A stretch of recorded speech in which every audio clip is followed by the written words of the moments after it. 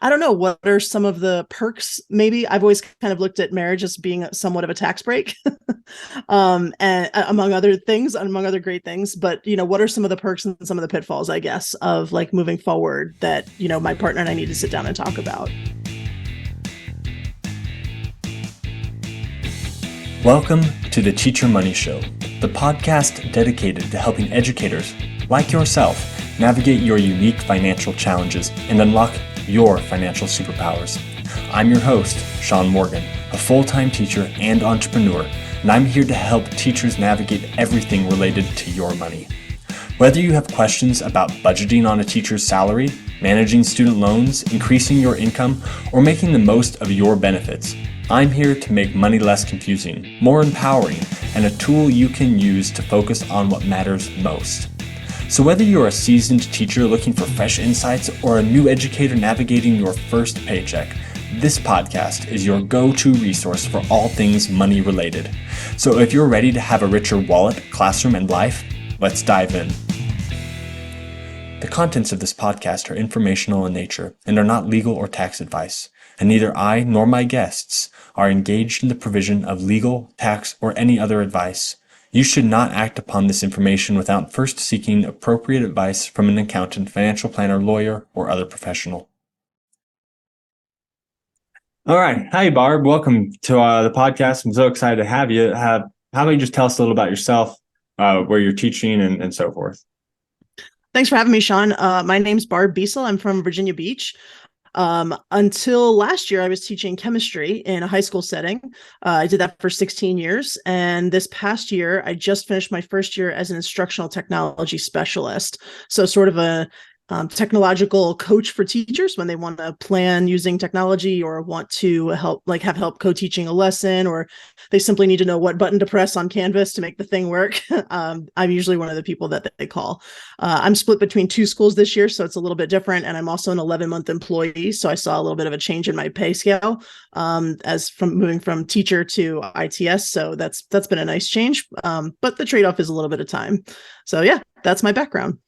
Awesome. That's really cool. I love how there's so many unique things that people can do in education besides just teaching, especially if you're like, well, I've been doing this for a while, let's try something else. So that's awesome that you're transitioning to that.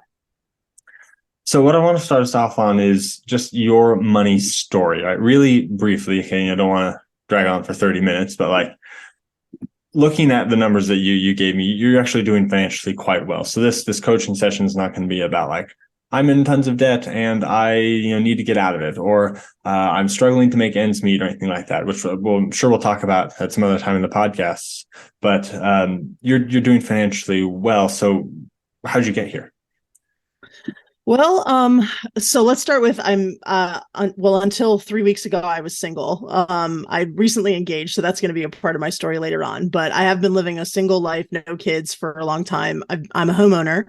And I have been for about 12 years. But for the most part, once I sort of stumbled upon financial independence, what I've really focused on is cutting back expenses and saving in the employer provided plans, specifically my 457.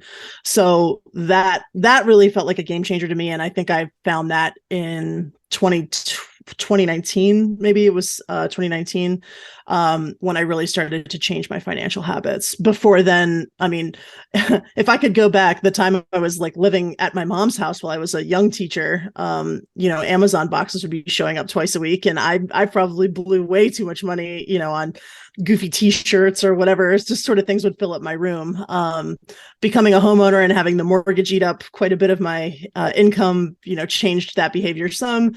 But that even then I felt like I had disposable income. Those were words that I actually used. Like I'm a teacher. I can buy stuff for my classroom. I can pay for the chemicals that I need. And I don't want to go through the purchase order process because that takes too long. I need them, in 2 days. I'll just put it on my credit card. That was kind of my behavior before I came to financial independence or to find financial independence. Once I found out, how much of my money, once I really looked down at how much of my money was going to things that other people would pay for if I would just take the time, I really started to change some of those habits. So Yeah, I think I've positioned myself pretty well by trimming expenses where I can. I also have a side hustle. I don't think there are many people in the education profession who don't have a side hustle because it's just not that lucrative a profession.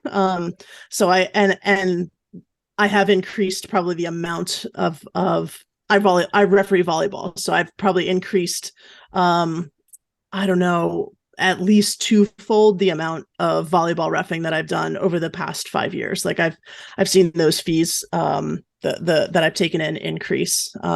So that's been a healthy, substantial portion, and that that just helps me be able to squirrel away more. So I think that's what's positioned me best, is just cutting expenses where I can, the things that are frivolous, and then increasing the amount of money that I'm bringing in doing volleyball.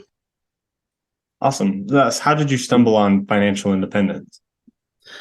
A friend of mine introduced me to the Choose FI podcast. We were just chatting one night at dinner, and he was talking to me about credit card rewards, and he turned me on to Choose FI. So I started listening to their podcast, I think in January of 2019. And I just started blazing through it. And I was like, oh my gosh, this is like life-changing stuff. I would listen to it, and a lot of the stuff that they would talk about, especially if they were talking about taxes, would be like, well, if you're married filing jointly, you get this much of a tax deduction. And I thought, well, that doesn't apply to me. And so there was a lot of stuff that I would listen to and kind of go, well, that's not for me. Not my story. Yeah. But I would take from it what I could. And so now my story is changing. I just mentioned I got engaged about 3 weeks ago. So that's kind of why I'm here, is what does my life look like moving forward? Because I've only done the planning for a single person, and largely not ignored, but not paid as much attention to the advice for a family. And so I'm kind of wondering what comes next, or what are the things that I haven't thought about yet. Awesome. So I want to get into that specifically here in a second, but I just want to give people an overview of kind of where you're at. And since you're doing well, I'm not going to dive into the deep numbers, but you do track your spending, right? That's the number one thing, right? If you're going to try and be within a budget, you need to have your spending tracked. So congratulations on that. No debt, right? Other than a mortgage, which these days hardly even counts as debt. Although with interest rates going up, it's a little bit more of a concern. But do you have a lower interest rate? Do you have one of the more current interest rates? Yeah, I refinanced in 2019 or 2020 when interest rates went down. So my interest rate on my mortgage is 2.5%, and I got cut from 4.25%. So I'm feeling pretty good about that. And I refinanced right? to a 15-year loan. Yeah. So hopefully I'll still have it paid off before I'm done working. Mm-hmm. That is amazing. All right. And then investments. So you've got 457, taxable brokerage, Roth IRA, HSA. You're contributing to all those. It looks like you are maxing out your 457. Is that correct? Yes. That is no easy feat. I remember my first real teaching job was, the first day they sit us down in like our, new teacher training, and the HR person comes out and it's like, okay, and you can contribute up to this amount to your 403B. And every teacher at my table said, yeah, right, that's not happening. Right. Just the mentality of like, there's no way we could contribute $20,000 to, 457 or 403B, but you're living proof it's possible if you put your mind to it. So I think that's fantastic. And then just to get an idea, because this is actually going to apply a lot to our conversation, in the pension system in Virginia, because every state is different, it looks like there's 2 tiers, and then there's a hybrid system. Are you on the first tier, or did you elect to switch over to hybrid? I'm on the first tier. So the formula is something like 1.7% times the number of years that I serve, which 30 is the minimum. And then times my average final compensation, which is basically the highest cumulative 36 months. So I expect that'll be whatever my last 3 years is. Awesome. So yeah, it's a fair pension. I mean, if I work 30 years, it'll give me roughly 50% of my, income. And it's not hybrid. So there's no like investment portion. That's what the folks today are working with. Yeah. So you've got the straight what they're going to give you, which, good job getting into teaching before they started lowering the age. It's just one of those things, like if you can get in earlier, you get it. But yeah, that's going to be a huge deal, of course, for your your long-term financial picture. So that's awesome. Okay, so before I dive into the stuff that I'm thinking about talking about, do you have any burning questions you want to talk about? Well, there's so bringing in a partner and a kid actually to the scenario. I know that she has some student loans. She is in public service and she's tried PSLF and that hasn't gone through. And now all this stuff with loans not being forgiven. I mean, she filed for loan forgiveness through Biden's plan, and then of course that got struck down. So I know that, although her loans aren't mine, that's still debt for our family. And I didn't put that on my sheet that I sent to you. But so thinking about, filing taxes in the future, whether it's best to file single or married filing jointly because of what status that puts her loans in, I mean, there's little things like that. But I think in general, it's just kind of like and my partner and I, we talk about finances. That's fine.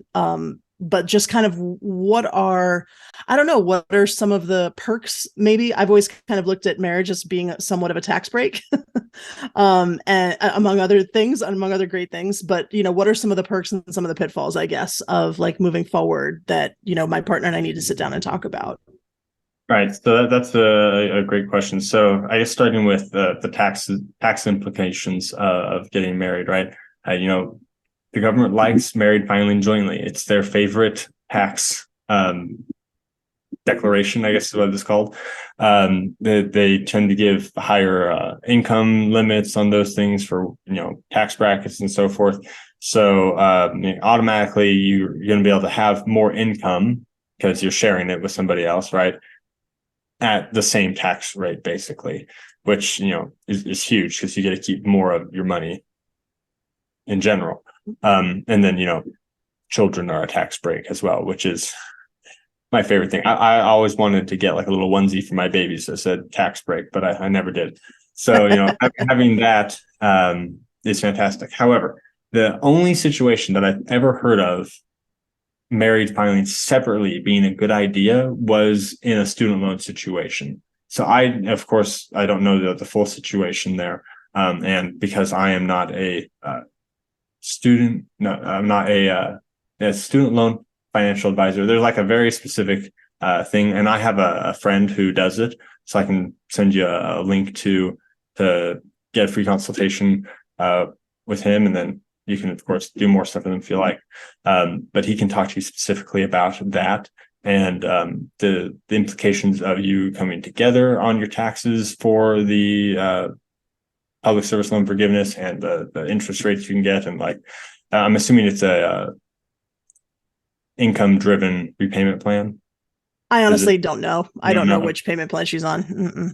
Okay. So if it's an income driven repayment plan, that could be a part of the issue, right? So if you are on an income driven repayment plan and you have, $50,000 and then you suddenly jump up to $150,000 in income, you suddenly have to pay more on that income driven repayment plan. And that's all based on what you declare on your taxes, which if you're married filing jointly, you file jointly, right? If you're separately, you're declaring, that separate amount in your taxes. So that'd be one thing to talk about. And of course, depends on how large the loan is and so forth. But that would definitely be something to talk to the people that specialize in student loans. That's like the only thing that they do. So I'll send you a link to talk to that guy so that way he can help you out. Sure. And I'll definitely talk to him and see if he wants to come on here and talk about that sometime, just so everyone can hear basic advice around that. Okay, so student loans, do you have any other questions about the student loan situation? No, I need to gather a lot more information, I think, before I can clarify questions there. Is your partner currently renting? She's just moved in with me, so that she was renting, and now she's saving $1,700 a month by moving in with me. So there's no like mortgage or another home to deal with. It's all one house, so that's huge. Okay, so this is a topic that most people don't like to talk about, but when you are getting married, it's a good idea to discuss the prenuptials. Now, when people say that, they go, "Oh, how dare you think we're going to get divorced?" Well, statistically, but other than statistically, it's a good idea for this one reason alone. If you like each other right now, which I'm assuming you do because, you're getting married, you're going to make calm, rational, nice decisions with what should happen should you choose to separate. But when you're divorcing, you don't like each other, and then you make mean, irrational decisions about what you should do.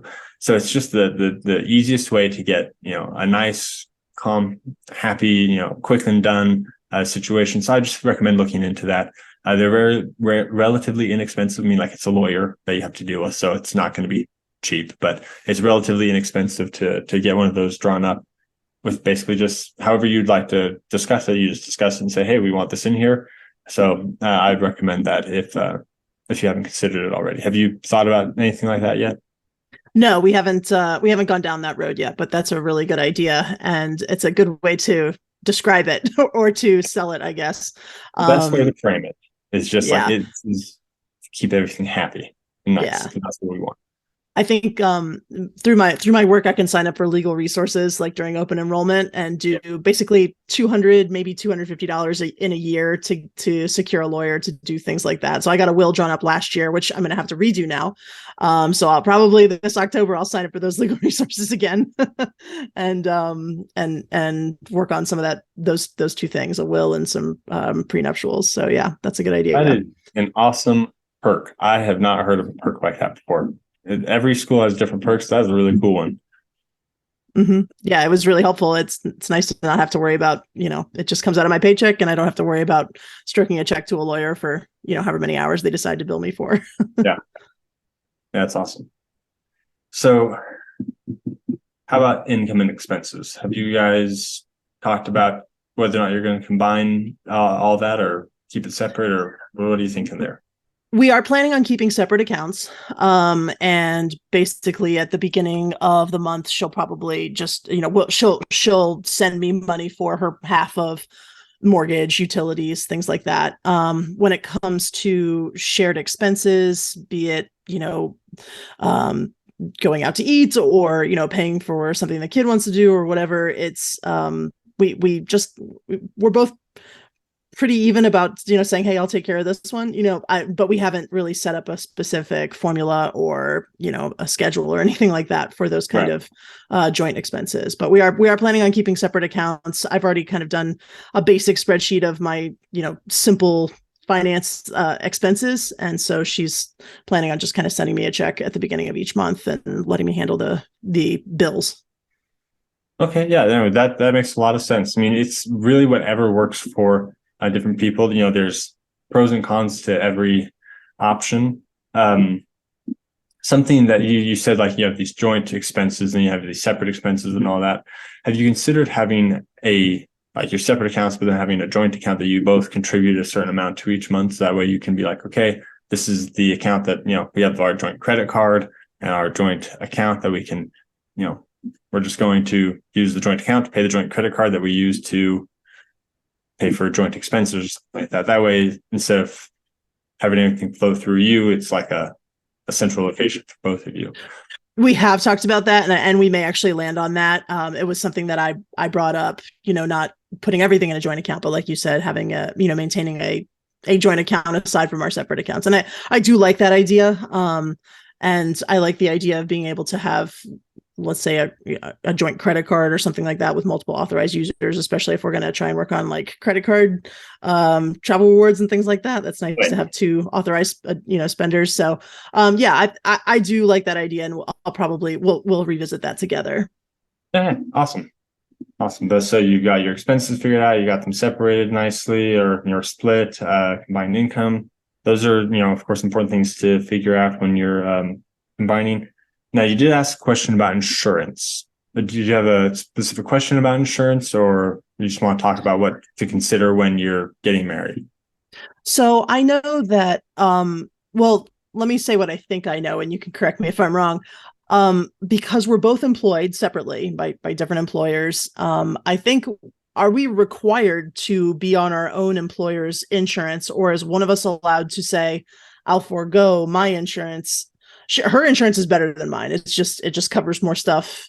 Mine is cheaper, but it doesn't cover as much. So am I allowed to say no thanks to my employer's insurance and go on her policy, or because I'm employed, do I have to have insurance under my employer? I guess is my first question.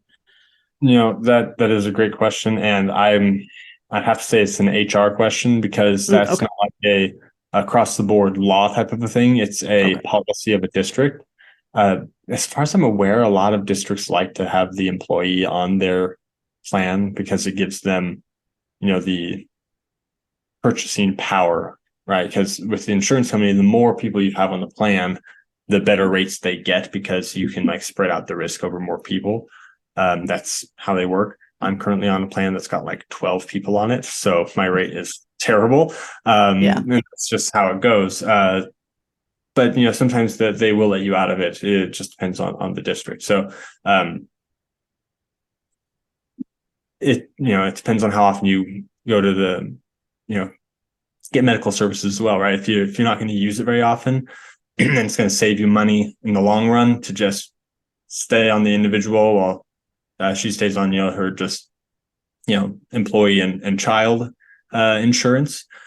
Or if you're like, I'm actually going to use this and I really want these benefits a lot more, then you can consider going over there if the HR allows it. I mean, Gotcha. and if you think that it's good enough over there and you're not paying very much over here, then you might want to just also be on her insurance because there's no law against over insurance, if that makes Okay. sense. So Yeah. you So could be on the other one, even if you're on this one, but you'd then be double paying.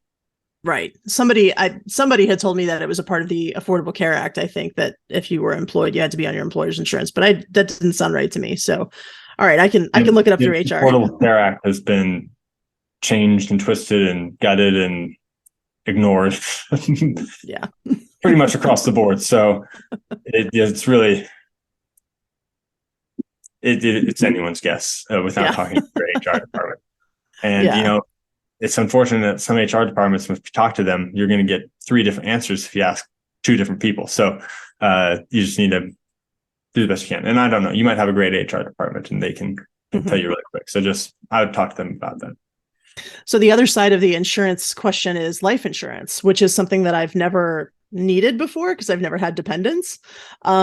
Not to say I haven't been sold life insurance because I have been in K-12 education and I definitely was sold a whole term policy. And about 18 months later, I really figured out how bad I regretted it. And I cashed it in for like $43 or something, after Yeah. paying them a few thousand. So not going to buy whole life insurance. I know that. But if you have any recommendations or thoughts on, I guess, term policies, maybe vendors or how to shop it or things like that, because I'm not sure if she has insurance, life insurance. But I think it's probably a good idea if we have a little one. So, Yeah. So any suggestions? I guess here's the question. So you have the little one, that's your dependent, that's what you're worried about, correct? Okay. Yes. And I guess the worry then is that if either one of you goes, you want to make sure that the other one's taken care of, even though they're working, right? While Yes. you have a dependent. How old is the child? 7. 7. Okay. So you have 11 years until that's not really a concern. I mean, it'd be nice for if you passed away for your partner to have a nice chunk of change regardless. But life insurance is really about making sure that the dependents are taken care of. Because Mhm. if your partner can work, then it's not as big of a deal, if that makes sense. Right. So the way I think about it is, just who are you trying to protect? Having life insurance when you have no one to protect, it's kind of a waste. Having life insurance when you have someone to protect makes sense. So since you're worried about your child, yeah, that makes sense to have a life insurance, and definitely like a term policy would do that. It depends on how long you want to have it at that point, though, because you can get 10-year terms and 30-year terms and 20-year terms and all that stuff. And if you're wanting to protect your partner just in case you pass away, for the next 30 years, then you can do that. Or if you're just worried about your child, probably a 10-year policy would be fine because they'd be nearly graduated by the time the 10 years is up at that point anyway. So you can just play with that as you're thinking about it, because a 10-year policy, since you're less likely to die in the next 10 years, is going to be cheaper than a 30-year policy. Now, that being said, most people who are under the age of 50 or 40 are going to be able to get term life insurance for $20 a month or something like that. It's relatively inexpensive because you're not very likely to die in that term. And honestly, the way to get it is to get one of these aggregate life insurance companies online, and they'll just quote you a whole bunch of people and you choose the one you want. Right? There's, and I'm not sponsored by anybody, so there's like Quotacy or Policy Genius. Both of those will do that for you just fine. I mean, you can even go to a life insurance person if you really want to. There are people that sell life insurance in your hometown, but they're probably going to try and push whole life insurance on you. So that's why I like just the online version, because you're like, I want term life insurance. I want it for this long. Give me some quotes, and they'll just pop it up and it'll be like $11, $14, $27. You're like, no, not $27. And it's really simple. That sounds perfect. And I'll let me write this down. I'll send you a link for I use Policy Genius just because someone recommended it to me. And, I just was too lazy to look anywhere else. So I'll send you that so you can look at it. Sure. That one keeps popping up on the podcast ads of all the podcasts I listen to. So that one's in my brain. All right. Awesome. All right. So we've got insurance, health insurance, life insurance, things to consider. And then you also mentioned long-term care insurance. Yes, that is another thing. It's a topic I don't know a lot about. I know it is something that I think it's been growing in popularity. At least a lot of the teachers who are my contemporaries, but are, maybe 10, 15 years further along in their career than I am, have talked about, long-term care insurance, or I'm not sure if that's or end of life care, basically. It's, I don't know how much research has been done on it. Is it, is it worth it, or is it I think for my partner and me, that's gonna be a much deeper conversation about what we want our end of life to look like. But right. I want to know what options there are to be able to have that conversation with all the facts. Okay, so there are two options as far as I'm aware when you're considering long-term care. So this is long-term care is I'm going to go into a home of some kind and have to pay exorbitant amounts of money for someone to wipe me and feed me. That's basically what it comes down to is what long-term care is. And long-term care insurance assumes that you're going to go in and live there for probably 10 or 15 years. And 10 or 15 years in one of these places is super expensive. So they're going to basically say, okay, you're going to move in at this day. It's our estimate. It's going to cost us this much over the 10 or 15 years. So we're going to try and recoup all that cost over the next 20, 30 years. So it's not cheap. Long-term care insurance is very, very expensive. I mean, if you start when you're 20, I guess it's relatively inexpensive. So you can do that, which I guess it's easy because you're always going to do it because you're getting charged and you can't really not, when you're getting charged, you're going to pay it. The other option would be to self-insure, where if you're like, I'm worried about this, I want to make sure I'm doing this. You say, I would have paid this much for insurance. I can create a long-term care fund for myself. You can put it into, certain types of bonds or anything like that if you just want to keep it safe and, growing itty bitty. Or you can just say, look, I'm assuming that my investments are going to grow over the long term. So I'm going to have, a certain portion of my investments dedicated to long-term care and just, put extra into your investments for it to grow over time for long-term care. And then the third option in my mind, as a teacher, especially, and, because I'm assuming that your partner as a public servant also has a pension of some kind. Is that correct? She won't have a pension. No, she's she's kind of a her job doesn't have a pension. She does have a 401k and they have a pretty healthy match, but it's not a pension job. Okay, fair enough. So just speaking as an individual teacher with a pension, that's one of the best options because it's kind of basically long-term care right there because you're getting paid without having to do anything else over that time. So if you set aside your pension and assume I'm investing myself for my own retirement, that pension is gravy. That's going to set you up just fine for long-term care, probably even for you and your partner, because you're going to have a healthy pension. you're maxing out your 457B, right? Unless you're planning on going out there and spending, hundreds of $1,000s a year when you retire. I don't imagine that long-term care is going to be something that's going to, cripple you, as long as you keep, putting that money in for your retirement, as long as your partner keeps, getting the match, putting some more in to make sure that their retirement's there, and then having that pension to fall back on. That's how I would think about it.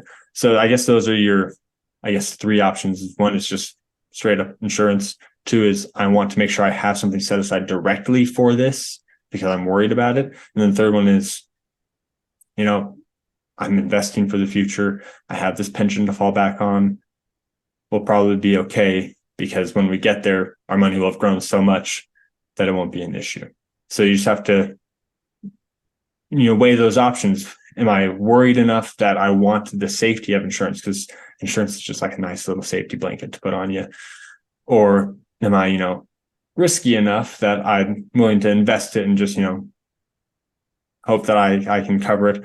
Or am I not worried about it really, that I'll just handle it when I get there because I'm investing and making the right choices as I go?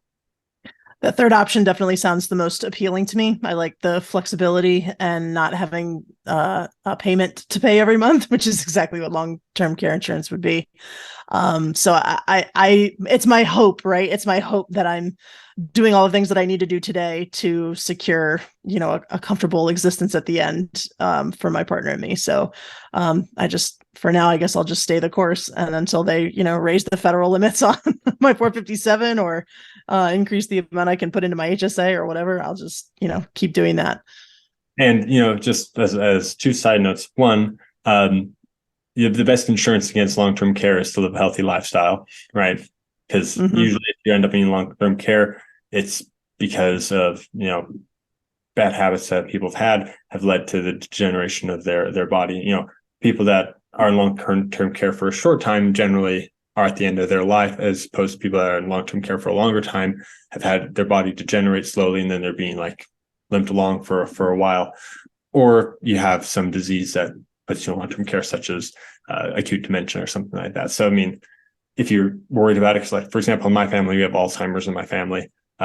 So it's a good idea for me to think about long-term care, because without any like bad habits on my side, I could just need long-term care because I have Alzheimer's. Yeah. If you don't have any history of those kinds of things, a healthy lifestyle is going to help you avoid long-term care in general. So that's something else to consider. And then another thing, since we're talking about the benefits of getting married, your contribution to your HSA goes up. It about doubles. Now, is that true even if my partner is not on my insurance? If I'm on my own insurance and she's on her own, does my HSA contribution still double? As far as I am aware, you just have to have a family, because then if you are spending it on people in your family, that it counts. I would, of course, this is one of those things where you double check, make sure that, the rules are within that. But having a family should, because it's just like, do you have a family? Because it's part of your tax filing, not like your insurance rules is like, I'm filing as a family, therefore I can contribute this much to my HSA. That's my understanding of it. So double check on that. As with anything, right? Anything that I'm saying, double check on it. But it's just trying to give you things to think about, like, you might be able to increase your HSA contributions. And speaking of the HSA, I'm assuming that you are investing your HSA, or am I correct on that? Yes. Okay. There's a minimum threshold of $2,000, I think, that just kind of gets put into the savings part, and then everything past that I'm investing. Yeah. Okay. Awesome. So if someone doesn't know that you're able to invest your HSA, and if your HSA tells you can't, look into a different HSA, because you can. And all of that growth is tax-free. So it's tax-free money going in, tax-free growth, tax-free coming out when you retire, or if used for medical expenses. It's a beautiful, beautiful thing. Okay. Let's see. We've talked about taxes, insurance. And then I think the last question you asked about was getting a will, or what to do about that. Do you have any specific questions around that? No, I currently have a will, but I made that will before I entered into my current relationship. So, the things that are in that will go to family, but I'd like to start redirecting some of those things. There were a lot of things that I could skip. I think it was just sort of a form to fill out. Like I said, is done through legal resources. So you just kind of fill out the form and they sort of do their thing and, punch it through their will creating program. And it doesn't take them a whole lot of time, I don't think. But I don't know if there's, I don't know a ton about, probate or things where it's where you have to specifically designate who your beneficiaries are. I know I need to go back into all of my investment accounts and redo who my beneficiaries are. That's not done through my will, but for other things like are there certain benefits that my spouse will get um that I don't need to necessarily declare in the will? I'm not sure. There's just a lot I don't know about how the end of life process works with a marriage. It's easy enough when you're single, you just say who you want everything to go to, but it seems like there's some lots of little caveats where the spouse can have this, but it's not necessarily something that's spelled out in the will. So whatever advice you have there, I don't have specific questions. It's just kind of a lot of gray area. Well, the first piece of advice is that probate is a headache. It's an absolute nightmare. So for me, this is just my preference. I would do anything I could to avoid probate, which means not having a will, having a trust instead. Now, have you heard about the using trusts and basically a replacement of a will? Yeah, actually, my mom has a trust, and I met with her and my sister and her financial advisor, and so he was talking us through her trust, and then we also have a partnership as well, like a family limited partnership. So there's a lot going on there that I'm still trying to wrap my head around. But yes, I've heard of those terms. Okay, so having a trust allows you to basically say all of this stuff is owned by my trust. My investment accounts are owned by my trust. My home is owned by my trust, and so forth. And then instead of having to go through and divvy out all these things, you can basically say this person and this person are beneficiaries of my trust. And then you just add stuff to your trust instead of having to change up your will or move things around. And the best part about it is that having the trust, it just says, oh, because this person is a beneficiary of the trust, just like your investment accounts have a beneficiary, it just goes directly to them instead of worrying about this or that. It just says, oh, you're dead. It belongs to them now. No probate. Mm-hmm. It's just, you have to go through probate. Everyone goes through probate, but they basically say, oh, that's in trust. Next. So anything that you don't have in the trust will have to figure out, but it makes the moving assets and things from the deceased to the beneficiaries much faster, and it's not that much more expensive than getting a will. If you don't want to put the money into a trust right now, because it is probably $1,000 to $2,000 depending on the lawyer you talk to if you want it done right, which I recommend right. You could just make another will because, once again, the likelihood of you passing away right now is quite low, which is why they'll give you great rates on your life insurance. But yeah, just updating beneficiaries for all of your financial accounts and then just making sure that your will states who your beneficiaries are would be another easy way to just band-aid it until you're wondering more about what to do trust-wise. Now, you asked about how spouses are handled, and it seems to be, then it's state to state. So this is a difficult question because it depends on the state, but most states seem to say your spouse basically is you until they die. It's almost like, okay, it's you guys were sharing the house, you're sharing your income and expenses, you're sharing your investments. So when you're dead, you're not really dead because your other half is still alive. And then when they pass away, then it kind of dissolves into what your will says more or less. I think you still have to go through probate and all that stuff, but it's but it's not the same as when both partners have passed away, if that makes sense. Mm-hmm. So that's something to consider. But, dotting your I's, crossing your T's, making sure they're on your will. So that way it's not like, oh, I actually meant for everything to go to my partner, but my will says it goes to my Uncle Tim. So whoops. Gotcha. Right. So just realizing that it tends to favor spouses, but making sure it's all legally covered that way is the way to go. Okay. That sounds like I have a lot of boxes to check here coming up. A lot of the boxes to check. Getting married is a lot more than just we're married now. Yeah. All right. Well, do you have any other questions? I mean, we've gone through a lot of things on this discussion. So, but if you have anything else, we can. I guess one other question that's not related to my marital status. At the beginning of this year, I had a bit of a rethink on my 457, and for the past 2 or 3 years, I've been maxing it out pre-tax. And of course, that's nice. It lowered my taxable income. Lovely. At the beginning of this year, I sort of stopped and think about it, and I thought, I guess the rethink that I had was, I will have income when I retire. It'll be my pension, even before Social Security kicks in. I know that for some things, when it comes to Social Security and maybe it's more Medicare, it's like there are some things where it's good to look like you have a little income. There are some places where that can benefit you, or at least that's sort of what I've heard. And so I'll always have some amount of income coming to me. Right. And I decided to, in March, I switched over to a Roth contributions to my 457. So Roth 457. And of course, that's going to change my tax situation this year. And that's fine. I can plan for that. I kind of wanted to get your 2 cents on whether that's a smart move or not, or is there, I mean, as long as I'm saving, I think that's great. But I just wanted to, even whether it's I do 1 year pre-tax, 1 year Roth, 1 year pre-tax, 1 year Roth, and just kind of go back and forth.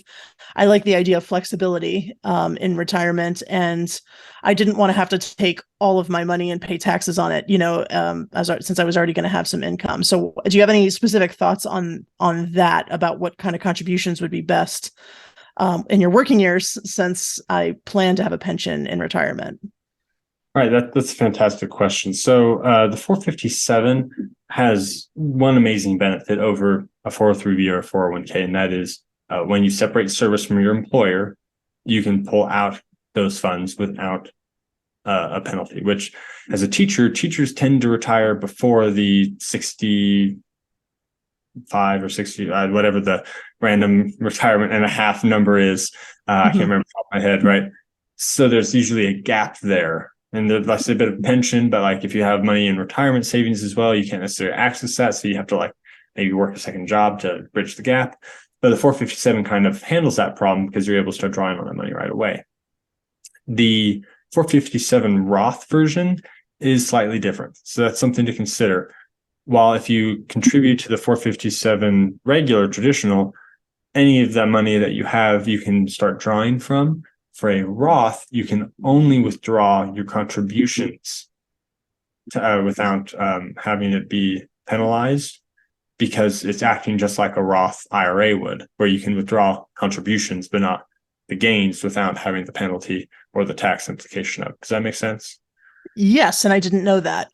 So does that at 59 and a half, then am I able to start withdrawing the gains? Yeah, so at 59 and a half, all retirement accounts just become the, I was thinking 69 and a half. That's not right. 59 and a half. Thank you. At 59 and a half, all the gains, everything becomes, fair game. There's no more penalties and all that.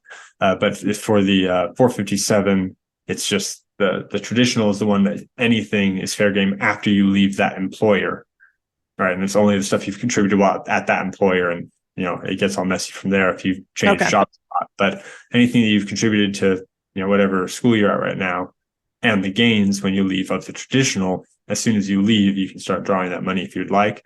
But if it's Roth contributions, you can only withdraw the money that you contributed and not the gains until you retire. Okay. So that's until you have 59 and a half. So that's something to consider in the balance. I still generally like Roth options just because Roth is my money now instead of later. How much do you trust the government holding onto your money for, a long time? Who knows? Right. And then, you can plan on having a higher income later because I'm optimistic. I'm assuming I'm going to make more money later in my life. And therefore, if I pay taxes now, I won't have to pay more taxes later. I plan on making more money in retirement than I do now because I want to. So those are reasons why I like the Roth option, even though it doesn't have those benefits, because once again, you could still take out the contributions if you contributed, $20,000 a year for 20 years. That you could have 40,000 a year for 10 years on just contributions, right? So that's something to consider if that's what you want to do. It just depends on when you're going to retire and if you want to be able to withdraw the full amount plus the growth or just the contributions. Gotcha. That helps. I didn't know that detail. Thank you. It's one of those things. I signed up for the Roth, and then my financial guy's like, "Well, that this doesn't do that when you get the Roth." I'm like, "What?" It's just the little rules that get you here and there. So, just something to consider. Thank you. All right. Well, if you don't have any more questions, I've really appreciated this. It's so much fun talking to you, Barb. And, I think we'll follow up with you again at some point and see how you're doing. Thank you so much for having me, Sean. I appreciate your insight. Thank you for coming on. If you'd like to come on the podcast for coaching, to share an expert opinion, or just to talk about a topic you think is relevant, I'd love to talk to you. Just fill out the form at teachermoneyshow.com/guest. I look forward to talking with you.